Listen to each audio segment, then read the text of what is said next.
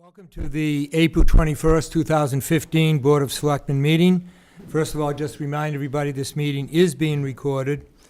And as we usually start each meeting, we wish to take a moment of appreciation for our brave servicemen and women serving around the world. And particularly this week, we had yesterday actually the burial of a Massachusetts boy, John Dawson, who was laid to rest. Was killed in Afghanistan, just 22 years old. So we'll keep him and his family in our thoughts as well. So if we can take a moment of silence for that.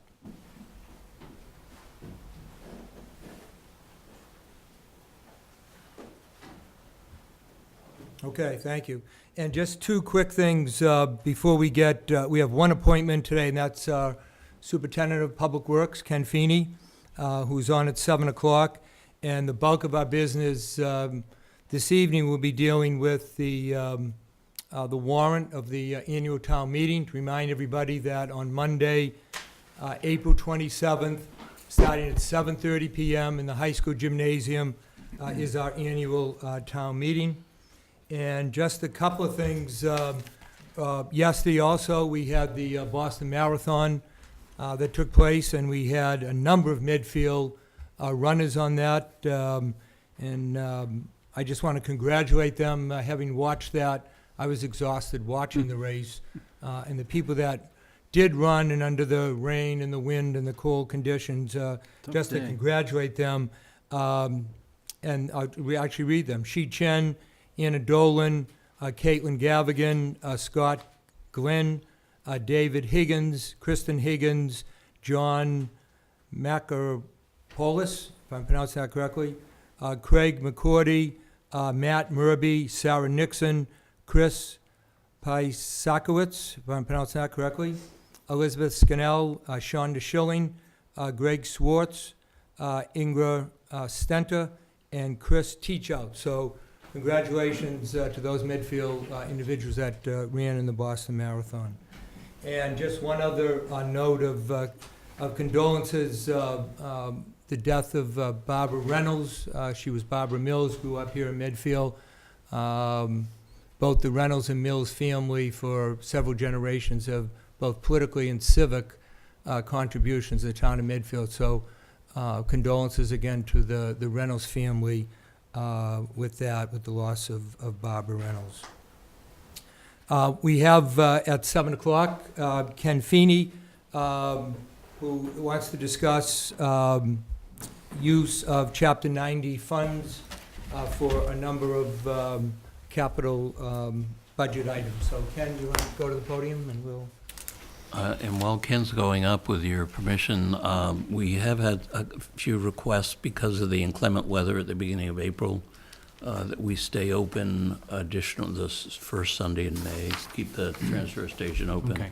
And I spoke to Ken, and he said he's willing to do that. So with your permission, we'll do that for the first Sunday in May. So the first Sunday in May, the landfill, the transfer station will be open.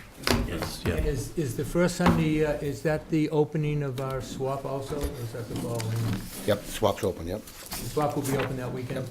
Great. Big weekend at the transfer station. Big weekend. And the electronics collection day? Yes, wow, just get much better than that. People have actually been asking me when this swap is As I said, going to yeah. be, so. Yeah. So I actually found my Christmas tree about 3 weeks ago and took it to the transfer station last weekend, and so I'm wondering if I'm the record holder now for the latest delivery of my tree to the transfer station? Once again, while Ken was talking, I did have a call from Mike Leader this morning, and he said that he is doing volunteering for Arbor Day. He's going to bring a crew into Metacomet. No, it's going to be Baxter Park, and they're going to be doing some tree work down there, he and a crew. He said that he had spoken to Ed Hinckley and to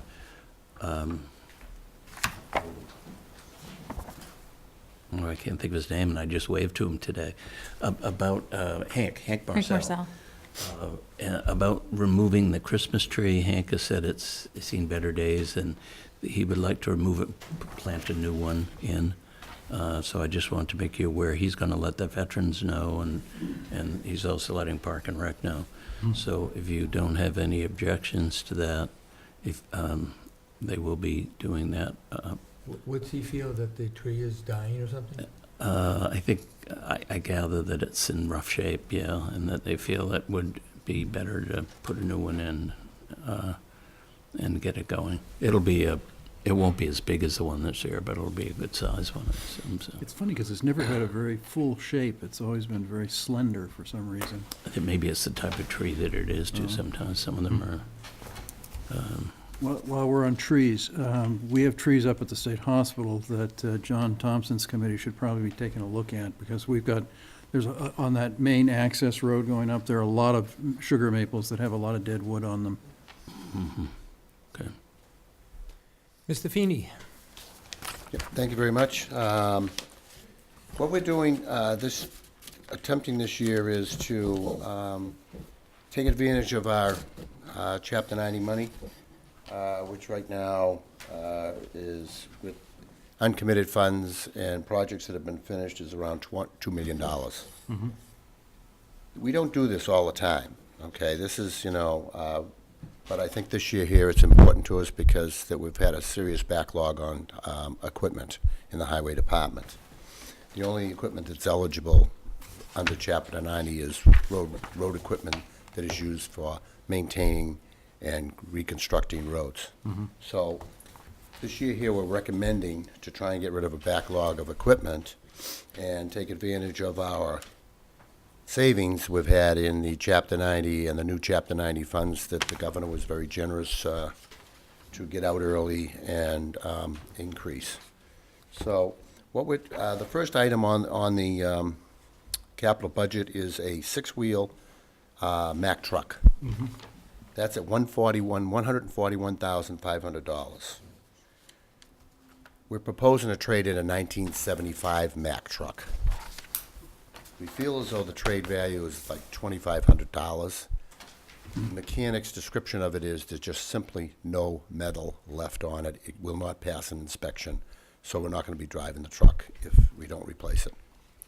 So I think that is a good replacement. And again, these are big equipment, and it is a lot of money, but this is probably a rare opportunity that we have to take advantage of our Chapter 90 funds.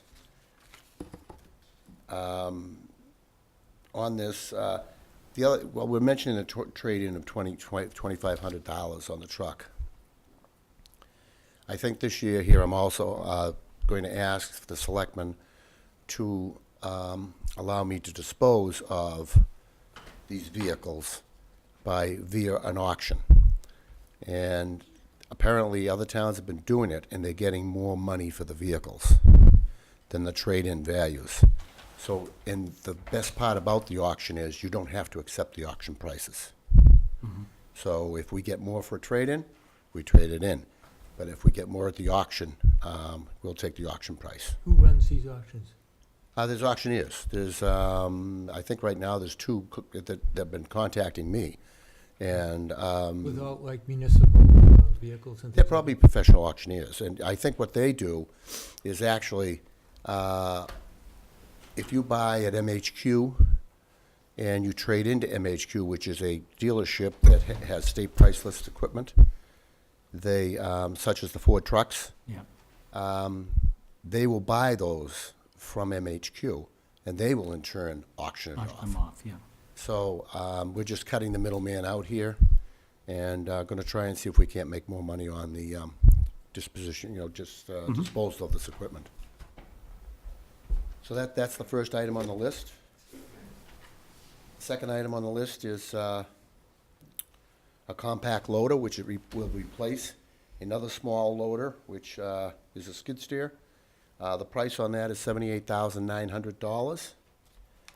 Very important piece of equipment because it will be handling the coal plane grinder that we use for maintaining the roads.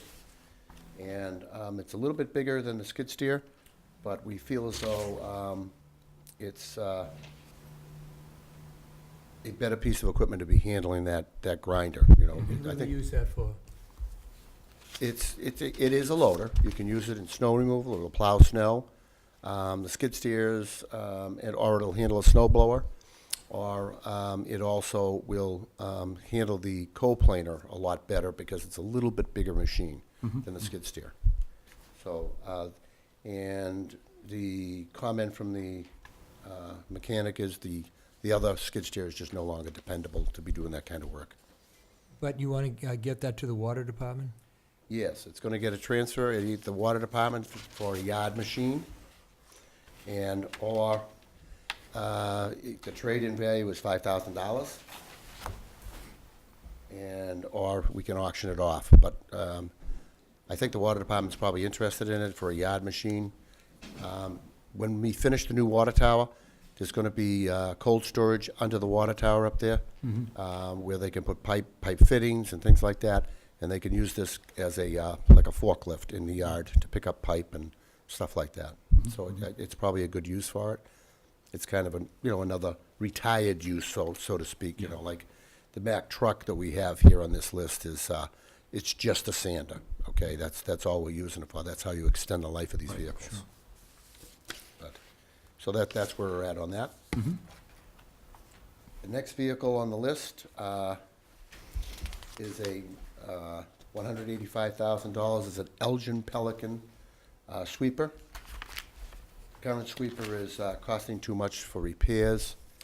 Sweepers take a beating, and I think that, people think, well, they only come out once a year. No, sweepers in Medfield are out year-round, and the EPA wants you sweeping, okay? They don't want the carbon emissions from the roads to get into the catch basins, which then end up in the water system. So they do want you sweeping all the time. The newer sweepers right now are a little more airtight. The engines are taken care of from the dust. It's a bad atmosphere, a lot of dust, a lot of maintenance on them. But the newer ones are getting much better. The trade-in value of that's $10,500. And What year is the old one, Ken? 2006, 2006. right. What's the By the time it's traded, it'll be 1999 10 one? years. This says a 1999 sweeper. No, it's a 2006 down here. Oh, wait a minute, hold it, wrong page. No, Sorry. it says Yeah, 1999. Yep, So that's 16 years old. yeah, so it's there. Okay. Then the next one is a Caterpillar loader. It's $153,394. We're trading in the Caterpillar 928. 930, all it did is just replace the 928, that's all it is, they just changed the numbers. Same size loader. It is a frontline machine, and it is a 2000, so that one is 15 years old. Ken, I don't have that on the list you gave us, but I do have a John Deere roadside mower. I don't have that other one. Okay, the roadside mower is, skip the roadside mower. Yeah, he's right Roadside here. mower's no good. He's going to the list right there, These, right at the bottom. these are the ones that are listed in the warrant. So this is new you've added? No, the 930 is on the list, it totals up to 558, Yep. okay? But The sweep, the mower, just set the mower aside. The capital budget committee didn't allow the mower, and we're gonna skip over it. We did repairs to it, and we'll try and hold it together for another year. okay. 'Cause So, you- actually, the list is, as it is, Elgin sweeper, Yep. 185, Yep, Cat, 906, yep, compact loader, 789, yep, Caterpillar, 930, 153, 394, yep. and Mac G7, 141, 550, total 558, 844. Okay. Okay, that's the list that, and what happened is we did go to the capital budget committee, and they referred us to the Board of Selectmen, because the Board of Selectmen have control of the Chapter 90 money. They have to sign the project request forms and the final project, so you guys are actually making the request to expend these funds with Mass Highway. Okay. Mark, any comments? So Ken, just curious on the big cat front end loader, So it's replacing one, yeah, It's one that's replacing. touched, yeah. Yep. How many do we have? Because we got one down the transfer station. Transfer station, yes, and then you've got the other one up at the highway garage, yeah. So you just have two, Yep, then so that's it? The one at the transfer station's a 3-yard machine. And the Okay. one, yeah, And that it's a bigger stays there? machine. So you're just replacing the one that's up the. On the highway, yeah. Oh, really? Yeah. And you just have one? That's it? That's The one, I yeah. mean, there. One, yeah. Okay, wow, okay, yeah. Yeah, it does get a lot of work.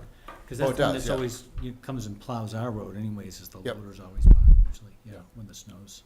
Yeah, and you It's a can lot of also work. put a snow blower on that. Yeah, yeah. The big snow blower, though. The big snow blower. The big yeah. one, yeah. Wow, Yep. gets a lot of work. Ken, the prices that you have listed in the capital budget on page 49 of the warrant report are different than the prices you just cited to the selectmen.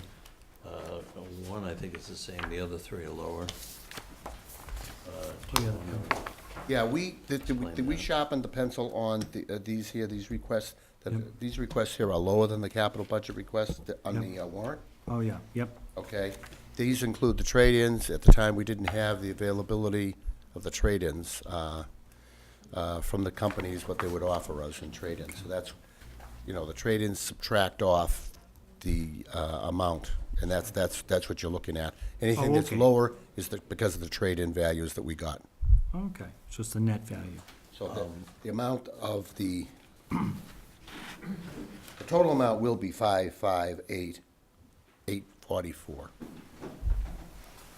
Mark, I have a question, if I could ask the town council. Mark, my recollection is that in order to trade in a vehicle, you need to, or auction it, as Ken's proposing, you need town meeting authorization, is that correct? What's the value of it? The trade-in? You talking about auctioning off a vehicle? Or Auction off a piece- vehicle, I have no idea. a piece of We're just trying equipment? to get a better price. We don't have a value of the vehicle, but it's like, the trade-in values are like 5,000, I think is the highest one that we're getting. 10,500 for the, 10,000. That would only be the case if there's a specific town bylaw on it. Otherwise, it's governed as a disposition under 32B, and it depends on the value. I think it used to be anything under over $400, and then I think it might have been raised to 1,000. Well, if there's a local bylaw, then you'd have to address that. Otherwise, So I'll need to prepare a motion for the capital budget that includes trade-in or... we'll check the town bylaw first. Okay. Because these prices are net of the trade-in. So if you could not trade in the vehicles or auction them, you wouldn't have enough money with these amounts. Because if the bylaw simply authorizes it, then 32B would supersede it anyway. If I don't it's think not we don't have a local mandatory. bylaw for disposition. What? We used to, but whether it's been changed with a cleaning up of the bylaws, Yeah, I don't know not if there's a local. sure. Well, we better check that I'll one look it out up. to make sure. Okay. But it's definitely otherwise governed by 32B. And what does 32B require? 30B, I'm sorry. There's a provision for how you dispose of it depending on value. Does it require town meeting authorization? No, it's a process. It's not the authorization as much as to make sure that you're getting the best deal you can. With central register listing and whatnot, that sort of thing? Something like, Yeah, okay. But I'm sure there's no inside dealings, I'm sure, you wanna make sure that everything's arm's Right. length and stuff, Right. sure. I think the town passed a bylaw that you can't sell equipment, or employees can't purchase traded in equipment or that's state something. ethics law. The state ethics law, okay. So I think- I Looking knew there for was those, something. trying to maybe pick up that, used Sorry dump about truck or that, something like yeah. that, Anything else, Mr. Fisher? Nope, I'm all set, thank you. Questions? I had two issues with this, and I guess I've been satisfied on both of them. The first one was, do we need these pieces of equipment? And Mike, when I talked to him this afternoon, assured me that we do. And so that, I guess I'm satisfied on that. And then the other question that I had in my mind was, if we spend this $560,000 out of the Chapter 90 monies, are there things that we're not gonna be able to do? Right. And so that was, and I guess he said that you were gonna come up with a list of. Yeah, we do have a list.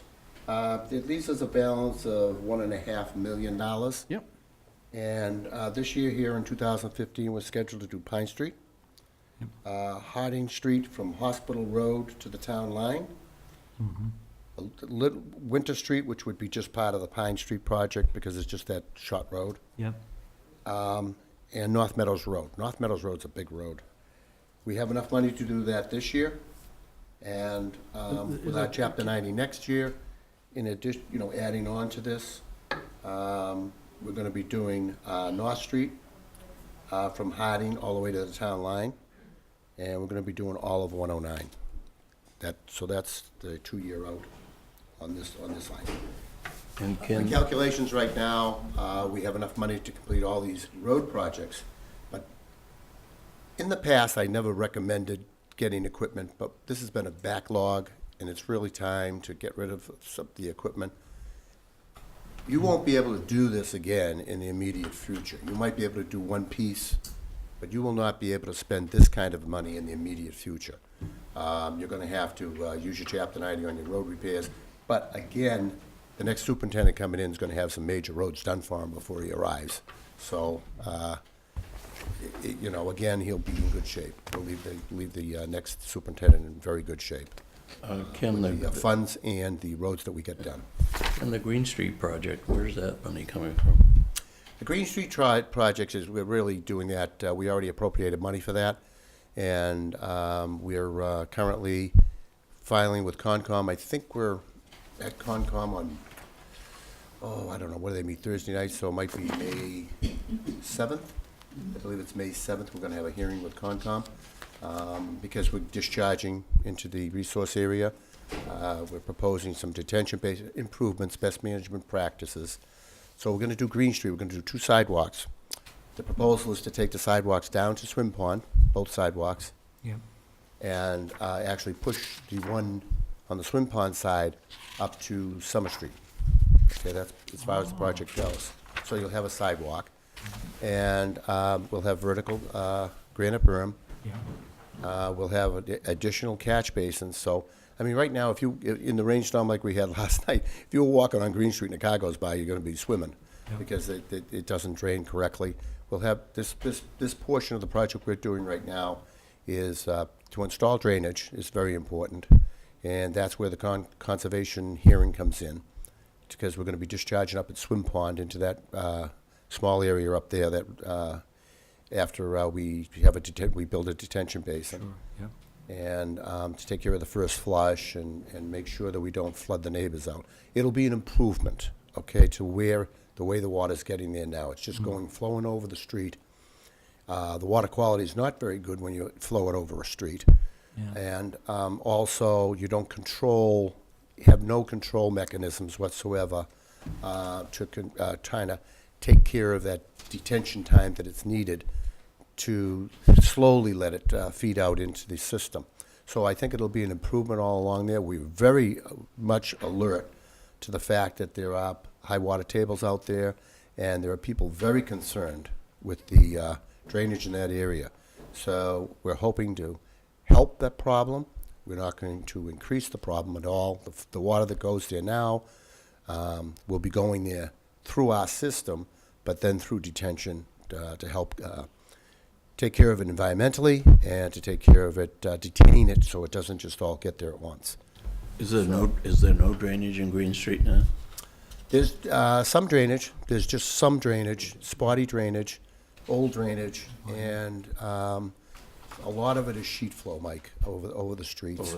And where you run into, where they got some catch basins is up by Lowell Mason on Green in the immediate area, which just direct discharges out into the wetlands.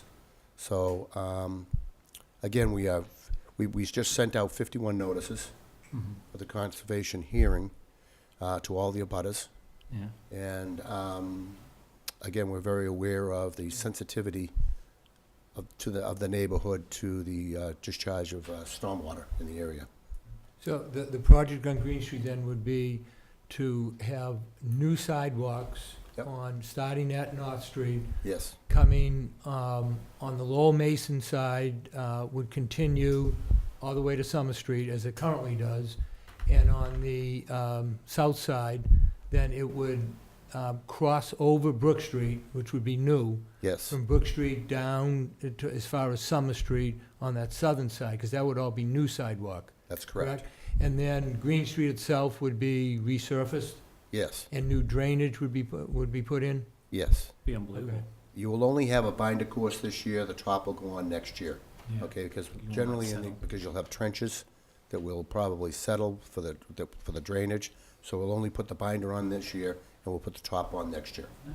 And That's then, gonna be great. is there a number, are you gonna have to remove a lot of trees where the No tree sidewalks will removal. be? No tree removal, I think we have a couple of bad ones down towards the pond, and they are bad, and the tree warden agrees. And would we be able to do some plantings of the ones taken out? We could once we, yeah, but I think they would have to be back on private property. That's fine, well, that's town property. Well, it's town property, I know, but if you have a sidewalk there, you can't plant the tree too close to the sidewalk, so you really Right, like you to push it put- back a little Bring bit. it back a little. And, you know, that's fine. The other thing too is, this is a Concom hearing that we're going to. We're gonna reach out again to the Green Street residents to talk to them about what's going on in front of their houses. We do that traditionally anyway, so we'll talk to each individual. We'll write them letters. If they wanna come in, they can come in, or if they want us to meet it in front of their property, we can do that too. And that, you know, that's the way we do these projects. And is the North Street project, is that state, we're on hold on that, We're a little bit on Total hold. Yeah, we're on reconstruction hold. of North It's Street. not, it's nothing that's gonna happen immediately. There's no doubt about that. They've changed the regulations, they've changed the dimensions on us. Now the state designs roads from the outside in. So you're gonna get your sidewalks, ADA paths. sidewalks, then you're gonna go to 4-foot bike lanes on both sides. And what ends up in the middle is whatever that's what the cars get. And it's gonna be 2 11-foot lanes. That's what they're gonna get. Really narrow. Travel lanes, yeah. It's really narrow. so we don't know when we're still on the waiting list, and we have Nope. no idea when that's We're gonna in the happen. process of doing that one also. We do have a punch list, what we have to do from them, because we did have a meeting with them a few years back. And so we'll be going up to them again when we go over the new design. And it's not really a new design. We're really up on that project around 80%. It's just that we have to take what we have existing and change, add the bike lanes, and, which we accounted for before, but we didn't account for 4-foot ones, okay? So things change, and we got a good company working for us, and good engineers, so we'll be in good shape. I think that'll come along. It'll come along. Maybe not in my tenure, but at least it'll be set up for the next superintendent. Yeah. And Ken, that North Street project, we're hoping for state money to do that? Absolutely, 100% state money, Good. yes. Yep. And the money to do the Green Street project, that's in hand? Yeah, we're doing, and we're doing, we did Chapter 90 on that. We already have appropriated funds for it. And we'll do that in-house, and probably cut a Chapter 90 project request for it for the surfacing, yeah. So when you say that the money's in hand, Chapter 90 money, is that out of the 1.5 million at the bottom of the sheet here? No, that's not part of the count. It's not part of the 1.5 million. It's already accounted for. So it's just sitting in another It's sitting, fund yeah, somewhere? it's been already appropriated, so it's not part of the surplus. It's not on the list, Ken, that we've got here from the state. We only have design funds listed as. Yeah, we've got it. We've got the design. Yeah, there's 82,000 and 57,000. But Right. there, on that list, there's nothing allocated for construction funds. No, it's not. That's what I'm saying. We're gonna have to do a project request for the asphalt. The asphalt's probably a small part of the Okay. project. So then that will come out of the 150, $1.5 million. It'll eventually come out of the 150, yep. Okay. And we'll also check out our budget too, because we can do these things with a combination of, you know? Okay. Yeah. That's nice. I just had a couple of questions. One, it's perfectly legal to take these out of the Chapter 90. Absolutely, they won't approve, you're gonna send in a project request form for each item here, and they won't approve it if it isn't legal, Okay. okay? And of this 558,844, if you had that in your budget, where would that go if you didn't spend it on these items? would that go? It would be surplus. It would be Be surplus surplus. right now. So, The projects I named, we have enough money to do with what we have, and you gotta remember, every year, our last appropriation was $395,000, so you can assume we'll probably get $395,000 again, if not more. I think what I was trying to get at, are there projects that we're not going to do because of that? I No, think was my. no, no. And then just a couple of other things. Things like sidewalks, do that fit in, or is that entirely a separate sidewalk? Well, I think project? we're looking at the Metacomic sidewalk too, and That we're could gonna be be tied up chapter on 90. green, but Metacomic sidewalk's gonna be one of those ones that we'll kind of go down and talk to the people and try and feel it out. Metacomic's not a real busy street, so I'm thinking we might have to take part of the street to get fit the sidewalk. And if you go down and take a look at the poles, you couldn't, it's gonna have to take part of the street to get that sidewalk in. So- And I believe the street is pitched in the middle correctly, and so it's gonna go, it'll gravity feed out the catch basins at the end. So there's no drainage involved in that one, so we're lucky on that You're one. just doing a sidewalk, Yeah. basically, yeah. Yeah. So, you have enough room, as opposed to having the utilities move the poles back a little? The poles are generally a lot of times on the property line. We'll do a little Okay. survey down there, we can fool around with it, get the road layout and stuff like that, but But that I think wouldn't it's be gonna be one of Chapter those 90. ones that you go down there and say, you talk to the neighbors and you put it on town property, but it's gonna be, it'll be fudged in there. I mean, it's not gonna be it's not a busy road, and the kids are gonna be walking on the sidewalk, hopefully, when we put it in. And the side we've chosen is because that's the side we figure they're gonna use. Right. That's because they're Right, not they- gonna they cross the wouldn't street use to. it on the other yeah, side. They wouldn't use it on the other side. But that's not Chapter 90 funds, that would be. No Chapter separate. 90 Okay. involved at all. I don't think you can use Chapter 90 just for a sidewalk. It has to be a complete street. Yeah, it's kinda, Yeah. there is criteria. There is criteria for that, yeah. And then, while I get you here, how are we doing with the pothole funds? I notice, and just to thank you, I noticed you were doing some work on Norwood Road, which I thought was horrible. Yeah, Knollwood Road was really, we had to grind it. We had to grind all that stuff out. A lot of alligator cracking, a lot of trenches, a lot of just, you gotta marry it all in. And so we were down there today actually grinding, and we also went out on Elm Street, we ground Elm Street, the edges and the middle, and actually this coal planer can actually reshape the road too a little bit, so you get the water to run off. It's not just a flat barrel, it can tilt and kind of get things to move. So then, which do is you important. resurface, or you just resurface where you did the grinding? Yes, right, that's where the grinding is, we'll just resurface with hot top. So, and you'd be doing that around town where there are existing potholes, right? So- Right. But we're okay with the pothole funds that we have? Yep, we'll spend them, 59,000. Okay, other questions? I had a question. You asked about what we would do with the 558,000 if we weren't spending it on this equipment. Wouldn't we be using that to do more street repair?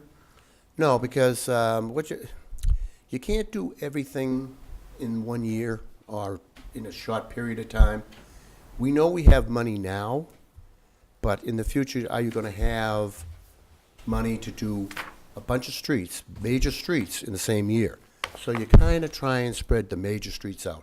Chapter 90 is generally used for the very busy roads, North 27, Yeah, 109, Yeah. North Street, South Street. yeah, Harding, you Yep, said. and you're gonna have South Street Extension coming up, probably 3 years out. And, we'll hold that together. So you wanna kind of spread the big ones out. And, because you just can't keep, if you do them all in 1 year, they come due all in 1 year.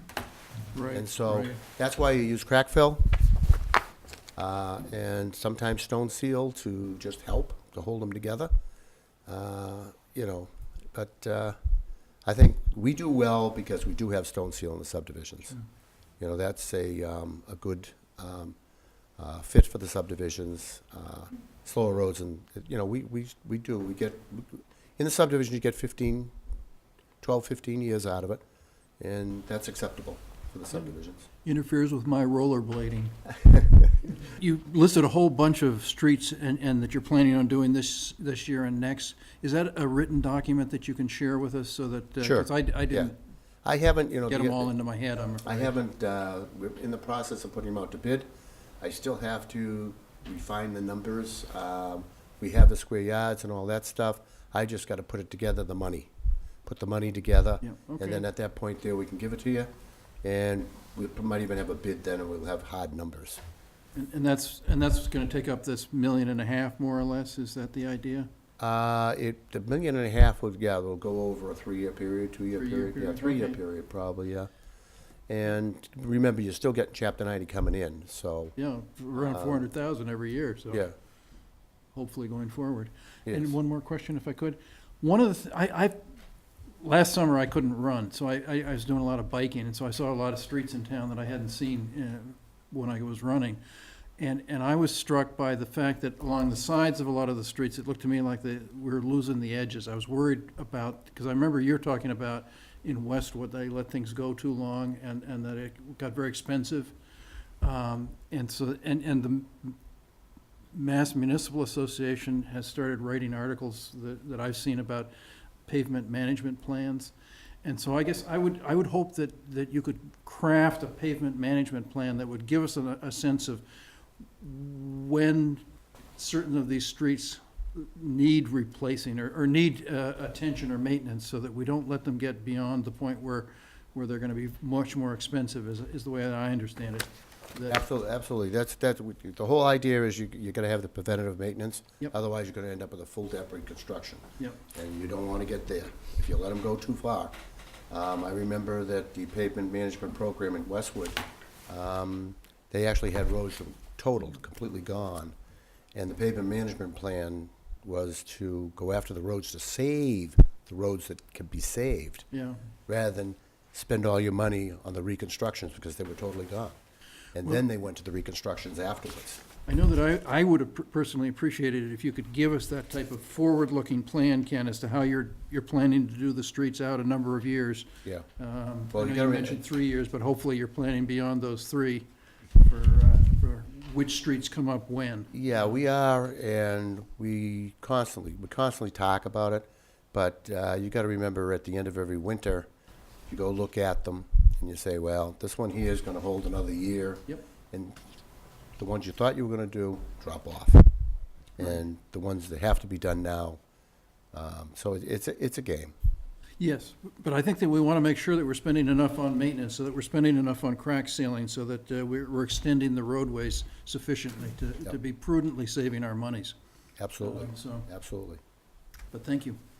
And my other just question, I think you said in fiscal 16, you were gonna do 109. Is that a reconstruction of that? Because 109 has this wavy, a lot, I think it's probably because of Truska, and the Truska trucks. 109's a truck road. It's a truck road, and in the center, they're because of the parking on both sides, there's just one lane, got everybody drives in ruts. that same lane. And, pavement, you may have a 90-degree day, but the pavement temperature's probably 110. And these trucks are big, and they move. They either do, at the stoplights, they either do the ripple, like the little waves, Yeah. or they groove. Yeah. And that's just the nature of the animal in the center. But yeah, that's just a grind and pave. It's a grind and pave. So We that's not reshape it. a reconstruction, No, that's just a no, we grinding re- and yeah, repaving, and Yeah, then, that's a built road. 109's a built road, so it's got, and then it's you got just some- have to redo it after Have to a do number of years, because the That's right. trucks keep going over it, and we did the center of Medfield for $1 million, all Chapter 90, not Chapter 90, all state funds. We got funds through our engineers, so we did the whole center at one time. That was $1 million project. And that's when that road was done, and I'm trying to think, 15 years ago? yeah. 15 years, yeah. Yeah. 15 years on a road that takes 18,000 cars a day. That's pretty good. That isn't too bad, you know? Okay, any further questions anyone has? Any motions anyone wants to make? I'd like to make a motion that we approve Superintendent Feeney's request for equipment. Which totals $558,844. From Chapter 90 funds. Is that seconded? Second. Discussion? All in favor? Aye. Thank you very much. Thank you. It's a big help. It is. I'll revise my motion accordingly, and will you people able to find anything out on the bylaws, or? Yes, It's chapter 30B, section 15. It is chapter 30B, yes. okay. You would need town meeting vote if you were going to make a charitable donation of the vehicles, but for everything else, you can do a signed sealed auction. Oh, okay, okay. Thanks, Ken. Thank you. What I'd like to do, change a little bit after this meeting, the agenda a little bit, that we do accept the minutes, and thank Christine, we got a copy, I don't know if everyone had a chance to look them over. That we can accept the minutes of the past meeting, get to old business, then to new business, and in between, whoever we have scheduled. So is there any changes or corrections on the minutes of March 24th? No. I just had one, which is minor, I think, under the First Baptist Church cleanup day, we had directed, I believe, Reverend Chichilli to see Bobby Kennedy, I think, on that. And we had a telephone meeting with the Reverend last week and set it up for the first Saturday in May. Excellent. And they've picked some locations. They wanted to check one of the locations they wanted to do, and they wanted to have a sort of a picnic after for the volunteers, was the park across the street where the gazebo is. And since that's under your jurisdiction, they would like your permission to use it for a cookout and whatnot. So moved. You got a second? I'll second it. All in Yeah. favor? Yep. Aye. Okay, they're gonna use Meeting House, do Meeting House Pond, I think the Dwight Derby House, this park, and Bobby Kennedy was gonna check a couple of conservation areas. He thought Danielson's Pond might be a good one, Mm-hmm. and I think there was one other area. So, I mean, everything's pretty well all settled.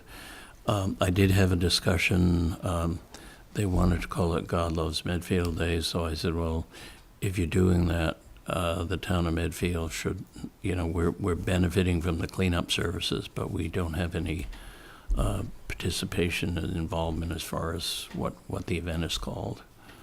And he understood that and was clear that they would not use the name of the town of Medfield in it. So, and they are planning on having a cookout. It was interesting, the volunteer that's going to do the cooking for them is going to be the chef of the new restaurant next door, Mr. Foley, I believe his name is. Well, he said it was going to be just hot dogs and hamburgers, so it's not going to give you a sample of the new menu. So.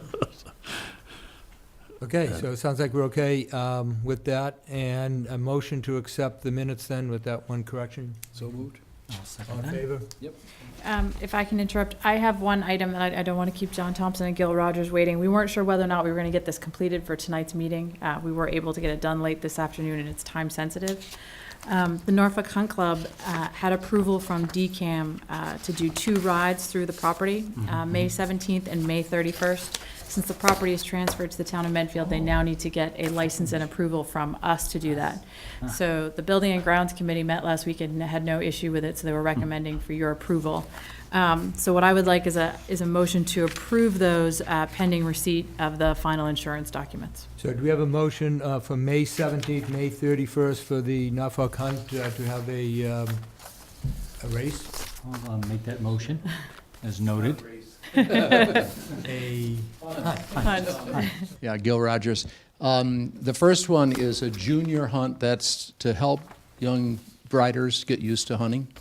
And then on the 31st is what's called a hunter pace, which is more of a social, type of thing where pairs or triplets of riders ride over a course. But there's just an outstanding course now that we have that starts at the Medfield Hospital, goes over to the Sultan Stalls, and then along the Charles River, goes into Sherborne and then back. And it's one of the most incredible rides along the Charles River. So that's what it was very successful last year. We had 100 riders, and Wow. I think it'll be even bigger this year. You cross where the canoe launch is in between Dover and Sherburne off of Farm Street, Yeah. and then you come back that same way? Yeah, just Okay. goes back and forth. There's two ways of doing it. One is to go over to the Peters Reservation in Dover. If you just go across Bridge Street on the other side. And that's what we did last year. And you go past the Priory, and then up, and then there's, Twin Fields, which is a beautiful farm. So it's a nice big route, and people loved it last year. So we're going to repeat that again, and Sierra Bright's property, if you've ever been in there, along the river, is just incredibly beautiful. So that's the idea, but then it ends up back at the hospital again. Excellent. So pending insurance? Pending insurance, and if they could just authorize the chairman to sign it, I can have you sign it once we receive the If, documents. a motion to authorize me to permit on the dates of May 17 and May 31st. Is that So, so moved? Is that seconded? All in favor? Yep. Aye. Will this be a standard licensing agreement that we use, that town council has reviewed and approved for future uses of Yes. the hospital? this So will be good. it'll be like one-day liquor licenses when people come in with a can whip those. request to use the hospital. There'll liquor. be a Yeah. liquor, Hey, no. come on. Well, they can have that on private property, that's their own business, so not on Yes, the and hospital property. The way we set it up with the Board of Selectmen is that requests will go to the Building and Grounds Committee, which will review the request, Yeah. work with the police and fire chief to make sure they're acceptable uses, there's nothing else going on that day, and then send them to the Board of Selectmen for final approval. Easy, that's good. And Okay. Christine, I might add too, there's two seasons. One is the spring season, which Yeah. is what this is about.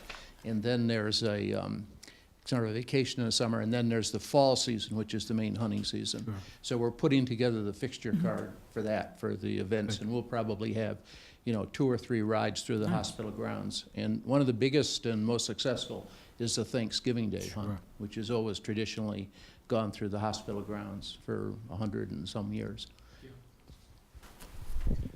And also, this activity and similar activities fall under the so-called recreational use statute, so there's minimal to no liability on the municipality for making the land accessible for these types of things, Yeah.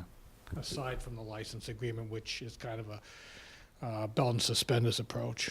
Let me just commend the Hunt Club for their activities and what a bonus the town of Medfield sees in having the Hunt Club with us in a number of different areas, so thank you for your work. I think the Hunt Club keeps a lot of the trails open, too. They do the trail Yes. work that Yeah. goes through after the winter and cuts the trees that have fallen down and things of that sort. Oh, Gil, will you be crossing any of the DCAM land, the land that DCAM is keeping? Do you still need a permit from DCAM? Probably not. On the west side of the hospital grounds, what I call the garden field, we ride right along the edge, kind of. And if I paced off the property, that's going to be town land. Town land, then when you get into Dover, it's Dover Sherburne land, And then it goes into the hospital, it goes into the Dover Sherburne School land. Sherburne Regional High School. Okay. land. Yeah. I just wondered if at some point you still have to go through the DCAM routine because you're crossing their land. I checked with them and they didn't think so. The bulk of our meeting is to deal with the issues of the town meeting. We have a couple of permits here, I might as well do them first. One, we have Medfield Youth Baseball and Softball. Their opening day is coming up on May the 3rd, Sunday, and they want permission from this board, and they also have invited the Board of Selectmen to march in that parade. They'll also have their hot dog concessions at the Metacomet game from 12:30 to 3. Do we have a motion to, Yeah, I'll for make a permission motion. for that and to place signs announcing the event? Yeah, so moved. Second? All in favor? Yep. Aye. And we have from our town planner, announcement that we have members of the zoning board of appeals have unanimously recommended an appointment of Rebecca Eichman as an associate member to the zoning board of appeals. I think it's I Ehrlichman. think, I'm sorry? There's an R in there. I think it looks like Ehrlich. Ehrlichman. Oh, Ehrlichman. Ehrlichman. Rebecca Ehrlichman as an associate member. We got an email, I think, from Evelyn questioning whether we want to interview or just go ahead with the recommendations of the zoning board? Your preference on that? I'm ready to vote on it. I'm very happy to rely on Is it- their recommendations. Yeah, they do an excellent job. Is there a motion to that effect? Also moved. Second? And all in favor? Yep. And a similar request also from the Planning board. planning board and our town planner on the issue of a unanimous recommendation to appoint Teresa James and Paul McKechnie as associate members of the planning board. So And moved. is there a motion on that and seconded? I'll second it. All in favor? Yep. Aye. Thank you for your interest on that. I think this is great that they're doing the associate members like that. It's given the experience and. It's a good feeder system, if nothing else, down the Minor road, so. leagues. And it was impressive, because all three of the people had incredible credentials and put in very nice letters. And the rest we have is to look at this Monday's annual town meeting. And do you want to kind of walk us through the, Sure, you have, I don't think, let me just, maybe we can shorten this a little bit unless, my understanding is from the warrant committee, there are no pending issues on the budgets of any board or commission, that they are in agreement with the warrant committee recommendation. So I don't anticipate a full fight on the actual budgets. right, we will have to put a hold on the water and sewer budgets because there was some last-minute negotiations that resulted in about a $14,000 addition. I think 4,000 in water and around 10,000 to sewer. So there will be a hold on those budgets. But everyone's agreed, Water and Sewer Board and the Warrant Committee and Ken Feeney, they've all agreed on the amounts. So I think, I don't see an issue on any of the budgets that are gonna come up.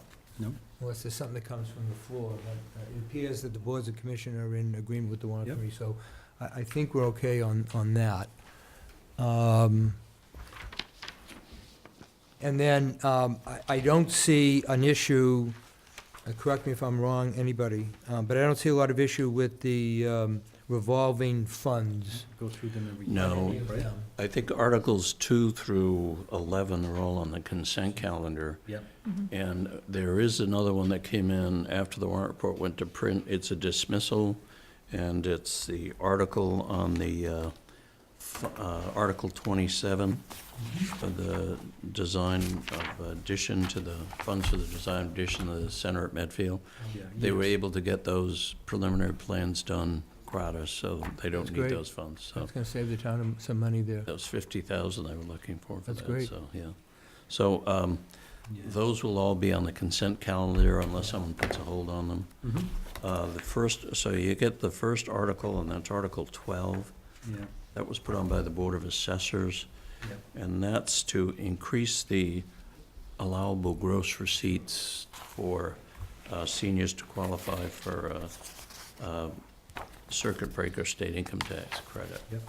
So the assessors can explain that better than I ever could, but I believe it raises the amount of allowable assets to $40,000, and that's the maximum that's permitted under the statute, and that will increase each year Good. as the state amount increases. My understanding, it does not include the value of the house, obviously, because that, no one would be eligible if you For did anything. that, so. Good. So, on 12 then, is the board in favor of that? Is there opposition to that? Fine. I'm in favor Well, of it. okay, so I think that's unanimous. Does somebody want to take that in the event that there's an issue on that? Sure. Yeah, I'll take that. That's You will? fine. Okay. And then the next, Mike, would be, I don't think that's an issue, 13, unless somebody wants to really Yeah, raise the salary of the chairman of the Board of Selectmen or something. Wow, nothing wrong with that. I thought they were going to raise the salary of the clerk and the third member, but not the chairman. I would go for that. So I can't see an issue on 13. No, the only change there is the salary of the town for the clerk, town and they're clerk, yeah. recommending that go from $64,000 to $66,000. So, and the warrant committee is recommending that, so that, but if you want to assign someone, Actually, probably that might be one if you want to have Chris speak on that one, because she handles the human resources stuff, so if you'd rather have her If do there's it. any issue on that? I Yep. take it the board is okay with the Article 13? Yeah. Chris, don't be afraid to make a motion, though, if you want to, like. For the rest of those 900 numbers, yeah. Just those things like that. Watch out, she might cut yourself. I know. And then 14 is the entire personnel plan. Yeah. Do you see any issues in disagreement with what the warrant committee has on that, Mike? I think the only change, there's a 2% general salary increase that's included in the figures. And the police, his contract's been settled, so the only one that isn't settled, I understand, is the fire contract. Correct. So those figures they haven't been changed since what? The last increase was July 1st of 2012. 12, okay. So I did have a visit from the chairman of the Fire Union Negotiating Committee, and they are interested in meeting again right after town meeting. After town meeting, Yep. okay. So I don't anticipate any issues on 14, but Christine, you want to, if there is, be Yep, able to I'll take answer care that? of Mhm. And then 15 Operating budgets. are all the budgets, and I know the schools reduced theirs, and with the exception of the sewer, I guess everybody's okay What did the school increase finally come in at? It was a cut of 292,000. from their request. Do we From know their a request. percentage increase? Because it was at 5.4%. It's a 4.4% increase, I believe, so. One of the questions that always comes up regarding the budgets is the human resources budget, because it always shows a prior appropriation of about $1,000, and then the current increase, approximately $31,000. That is because we take the managerial merit pool and we put it into the human resources budget, and then it's allocated from there. Good. But that comes up every year, Okay, so you'd be able to explain so that. I'll take care of that. Article 16 is the capital budget, and I believe everyone is okay with the agreement on that, am I correct on that? Everyone's agreed? I think, are you the rep the on rep, it? yeah. So you'd be You're the on one to that, take that, yeah, okay. So Mark, you'll do 16? The one change on that, the committee did cut out the capital budget committee had recommended band uniforms be funded, and the warrant committee took that out, so instead of the 400,000, Oh, I see what you mean, yeah. it's gonna be the warrant committee is recommending 377.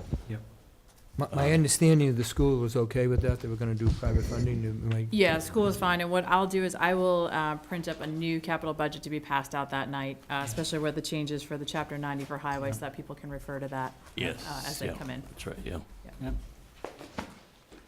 And Mike, 17 on the sewer stabilization? Yeah, I'll take that. That's the one I'm still working. Oh, no, that's a routine one. That's one we do every year, transferring. Where we Anybody pay in that, one- Right. yeah, So- 163, I think. That's the one that people pay their sewer betterment advance. Advance. And we put it into a stabilization fund and use it over the life of the bond issues. So we're putting in, I think, 163,000. In the operating budgets, we're taking out 400,000 from the trust fund, the stabilization trust fund. So eventually, that fund will disappear when the sewer bond issues are paid off, so. So the board is okay with 17? Mm-hmm. Yes. And Mike, if there are questions, would you be able to? Yeah.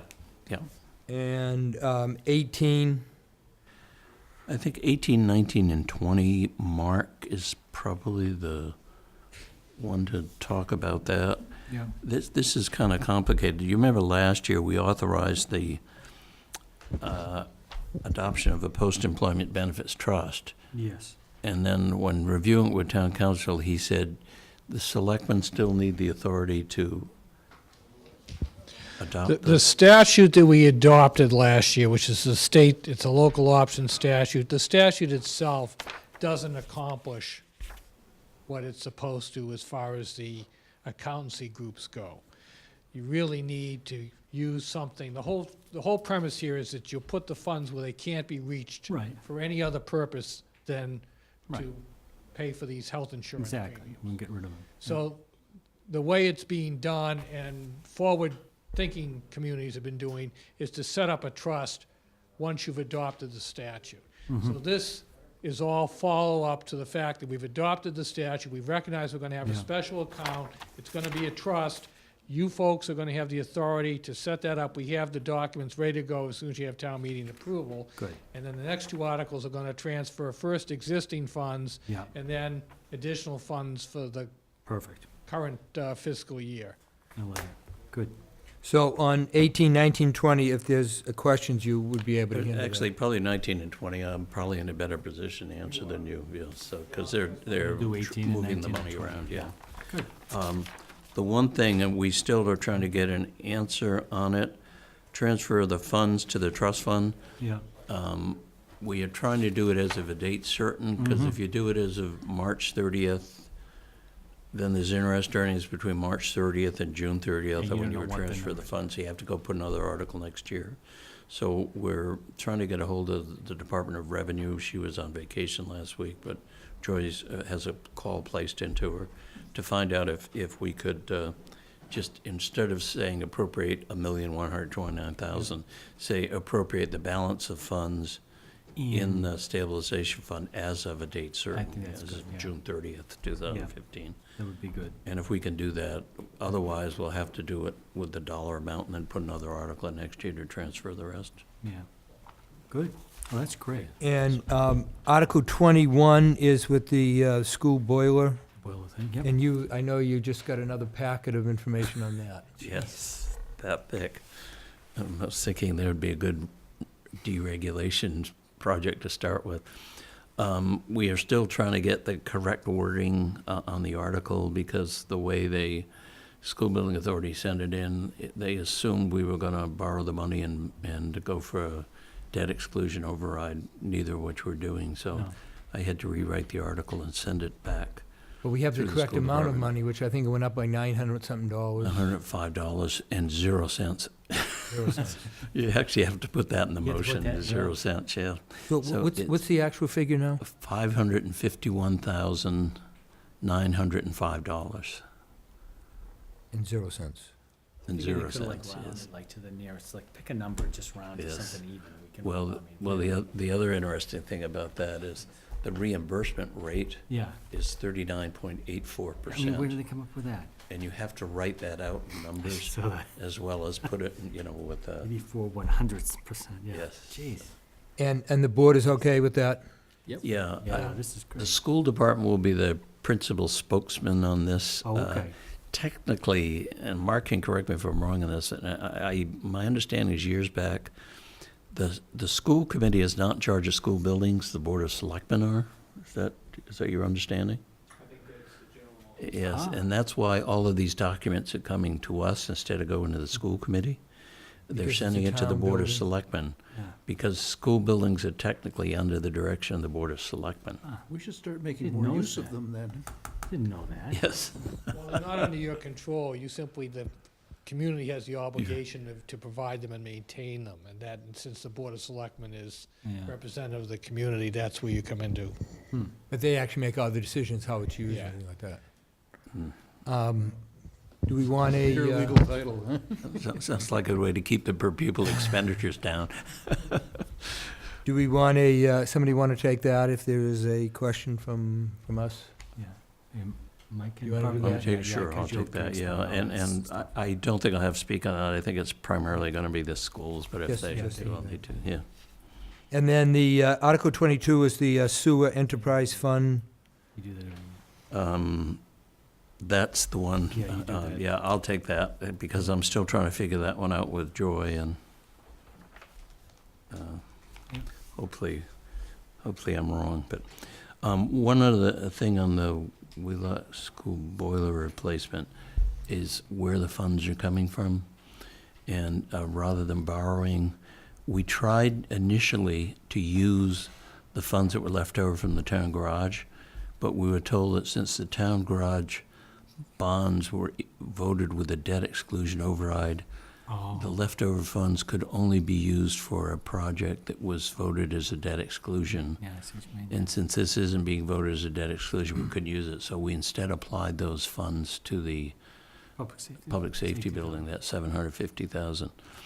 So we had been told by the treasurer's financial advisor that we might be subject to arbitrage charges when we refinance the school bonds. And arbitrage is some regulations that the Treasury put in so that if you issue tax-exempt bonds, you can't make a profit on them. If you do make a profit on them, you have to remit that to the Treasury, and we were told, because we reissued the bonds at a lower, recall the bonds and issued them a lower rate, we might be subject to them. So we kept the interest aside for that in case we did have to remit funds to the Treasury. That built up over the years, and because the interest rates remain so low, we're not going to be subject to arbitrage. So we're using those funds, which seems appropriate because they were funds earned on school bond issues to pay for the school boiler. We will get a 39.84% reimbursement, which they estimate to be about $179,000. And I'd like to put that back in to that arbitrage fund, you know, in case we still have about 6 years left on the bonds. And Yeah. if interest rates skyrocketed, we might make some money on it somewhere down the road. Okay, Article 23 is the Straw Hat Park, and my understanding is the warrant committee is recommending half of the funding, like 32,000. 32,500. 32.5. And my understanding is some of the members of that committee will go to the floor to look for the full amount on that. So where are we as a board on that? We want to, My thinking is that if we're gonna spend the money for the park, which is the 70,000, the warrant committee seemed to be saying do it over 2 years. They voted 5-2 to do it over, well, they voted 5-2 to give 32 this year. I guess the assumption was that they would give the other money next year. To me, it doesn't make sense to postpone the construction. If it's just a matter of getting to the 70,000, I think we should try to get to the 70,000 this year and build the park. So that's where I come down. Mark? I'm gonna side, I think, with the warrant committee, so I'm gonna stick with their recommendation, I think. This is a tough one, because I think next year, and Mike can probably explain this better than I, but we're going to have a substantial tax increase next year because of the new TPW, the new public safety, and we have that 1 year, and then the following year, we begin to have a number of items that will no longer, that will be off the book, so to speak, and we'll no longer have to pay for that, and we'll get some relief. But next year's going to be a very difficult year, and it's, on the surface, I think this is a great project. I fully support it. It's going to be a beautiful park that's downtown. But it's hard, as selectmen, you look at the whole bigger picture. The school has cut out, a number of items have been cut out of capital budget, and it makes that very difficult. On the other hand, I think Pete has some argument, if we're going to spend this anyhow, and I think they're estimating that it could be up another $7,000 or $8,000 additional dollars. Additional cost if we don't do it all in one season. If we don't do it all at once, you're going to do it in the long run over 2 years, you actually be saving some money. So I'm actually going to hold a little bit to hear the argument on that, because I'm really torn between the two. So I think we're split on that, which means if Pete, you have a pro argument, and Mark, you have one in support, you Sure. can all speak as we see fit. Sure. So I'll just put down that you all may wish to speak. Right. Okay. Okay. Article 24 is the hospital consultant. And how does the board feel on that? It was 150,000, right? 150,000, yeah. That's fine. 150. I think we need to spend the money. I mean, I thought that we should be spending even more than that we should be spending 200 so that we have money in the bank to start the master planning if we get to that point during the fiscal year. But I think we need to do the spending to do the planning, to keep the project moving. And Mark? That's fine, yep. we need to Yeah, keep I'm going. in agreement. I think we need to to continue with that. I think we sort of took a vote to that effect, the last meeting to go along with that, so. I'm sure there's gonna be some discussion, so I don't know if somebody wants to take that, I'm happy to do that. I okay, haven't you've been done following much so that. far. So Pete, you do Mhm. 24. And then 25 are the funds for the ongoing maintenance and security at the hospital. And we have an amount on that, That's 175, I believe. Yes. 175? I was trying to think, I know we cut that budget, so I'm trying to think, we cut it from 200 to 175. Okay. And do you want to take that also with the hospital, or you don't feel strong on that? No, I think that we need to spend money to Okay. do the things. I just don't know the details of what we're spending the money on. It might be more appropriate to have the chairman of the Building and Grounds Committee. Yes. Yeah, and he's not paying attention, He's so not we'll paying assign it to attention John. Texting his girlfriend. He's emailing me right now. Saying, what are you talking about? I'll get you for this one. All right, so it sounds like we got a volunteer, yeah?